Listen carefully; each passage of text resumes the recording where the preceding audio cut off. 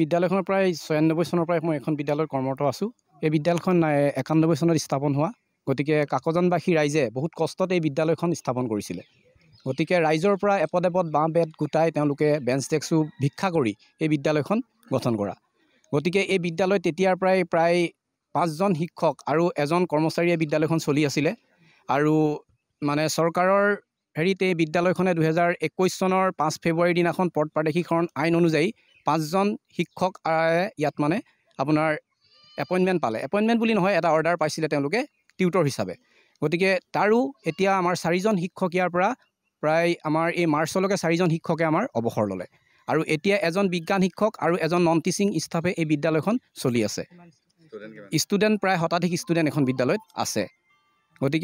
গতিকে এই এজন বিজ্ঞান শিক্ষক দি ৩টা ক্লাছ চলাই থকাটো কিমান অনুমেয় সেইটো আপোনালোকে গম পাইছে সকলোৱে। আৰু তাৰ উপৰিও আজিকালি বিভাগীয়ভাৱে যিখিনি কাম আহে প্ৰতিদিনে অহাৰ লগে লগে মোবাইলত মেছেজ আহিলে আমুকটো কাম কৰি দিব লাগিব ২ বজাৰ ভিতৰত ১ বজাৰ ভিতৰত। গতিকে সেইখিনি যদিও কাম আমি সময়ত কৰি দিব নোৱাৰোঁ তেতিয়াও আমাৰ প্ৰব্লেম হয়। গতিকে তেনেকুৱাবিলাক কাম কাজৰ কাৰণে এজনীয়া শিক্ষকে ক্লাছেই কৰিব নে আপোনাৰ সেইখিনি কাম বিভাগীয় কামখিনি কৰি পেলাই সময়মতে দিব, তাৰ কাৰণে বহুত অসুবিধা হৈছে। গতিকে মই চৰকাৰক অনুৰোধ জনাইছোঁ যে আপোনালোকে অনতিপলমে ইয়াত বিদ্যালয়খনত যাৱতীয় যি শিক্ষকৰ প্ৰয়োজন হয় আপোনালোকৰ শিক্ষকৰ প্ৰয়োজনৰ অভাৱখিনি পূৰণ কৰিব বুলি মই আশা কৰিছোঁ। হয়, গুৰু অবিহনে যিকোনো শিক্ষাই অসম্ভৱ। মই বৰ্তমান উপস্থিত আছোঁ মৰিয়নি সমষ্টিৰ কাকজান চাহ বাগিচা অঞ্চলত। আৰু কাকজান যি আদৰ্শ মধ্য ইংৰাজী বিদ্যালয় আছে সেই মধ্য ইংৰাজী বিদ্যালয়ত আহি উপস্থিত হোৱাৰ এক বিশেষ কাৰণ হৈছে এইখন বিদ্যালয়ত আচলতে প্ৰায় ১০০জন ছাত্ৰ ছাত্ৰীৰ বিপৰীতে মাত্ৰ এজন শিক্ষকে পাঠদান কৰি আছে। হয়, এয়া আচলতে এক অসম্ভৱ কথা, যিহেতুকে ক'ব লাগিব যে চৰকাৰে বিভিন্ন ধৰণৰ শিক্ষাৰ ক্ষেত্ৰত গুৰুত্ব দিয়া দেখা যায়, বিভিন্ন নতুন নতুন স্কুল স্থাপন কৰা বিদ্যালয় স্থাপন কৰা দেখা যায়। কিন্তু বৰ্তমান যদি এনেধৰণে শিক্ষা ব্যৱস্থা থাকে তেনেহ'লে কিন্তু শিক্ষাৰ যিটো মানদণ্ড হ'ব লাগিছিলে সেই মানদণ্ড গুণগত যিটো মানদণ্ড হ'ব লাগে সেই মানদণ্ড কেতিয়াও হ'ব নোৱাৰে।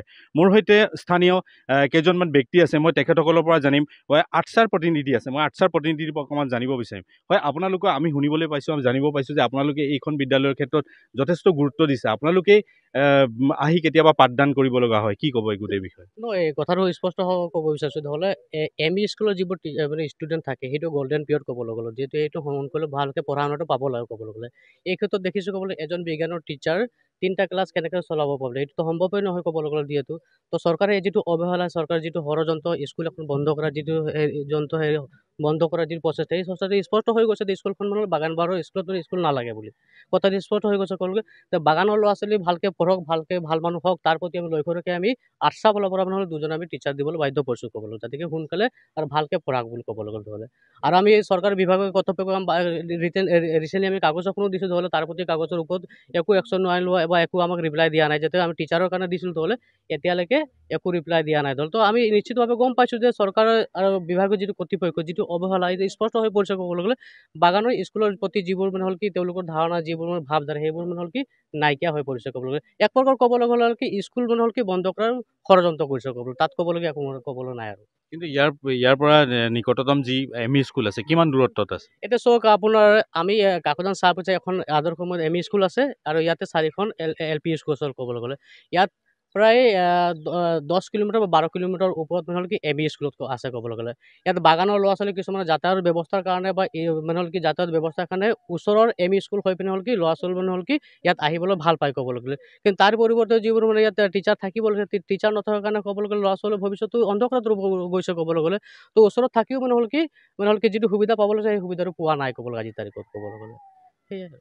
হয়, ধন্যবাদ। আচলতে ক'ব লাগিব যে শিক্ষাৰ যিটো মানদণ্ডৰ কথা কোৱা হয়, গুণগত মানদণ্ডৰ কথা, যি শিক্ষাৰ প্ৰসাৰৰ ক্ষেত্ৰত চৰকাৰে বিভিন্ন ধৰণৰ আঁচনি লৈছে, চৰকাৰে নতুন নতুন বিদ্যালয় স্থাপন কৰিছে। কিন্তু আচলতে এনেধৰণৰ যদি শিক্ষক নিযুক্তি নহয় বা শিক্ষক নাথাকে তেনেহ'লে বিদ্যালয়খনৰ যি উন্নতি হ'ব লাগে বা শিক্ষাৰ যিটো মানদণ্ড হ'ব লাগিছিলে কিন্তু সেইটো সম্পূৰ্ণৰূপে শূন্য বুলি আমি ক'ব পাৰিম। মই ছাত্ৰ ছাত্ৰীৰ পৰা অকণমান জানিব বিচাৰিম। হয়, তুমি কোন শ্ৰেণীত পঢ়া? মই 8 ক্লাছত পঢ়োঁ। ইয়াত শিক্ষক কেইজন আছে আৰু কেনেকৈ পঢ়ায় তোমালোকে? আমাৰ অসুবিধা হয়, 2টা ছাৰ আছে, আমাক ক্লাছ কৰিবলৈ অসুবিধা হয়। আৰু আমাৰ বহুতো ল'ৰা ছোৱালী আছে, তথাপিও আমাৰ অসুবিধা হয়। আমাক 2জন ছাৰ লাগে মুখ্যমন্ত্ৰীক, এইটোকে আমি ধন্যবাদ জনাইছোঁ।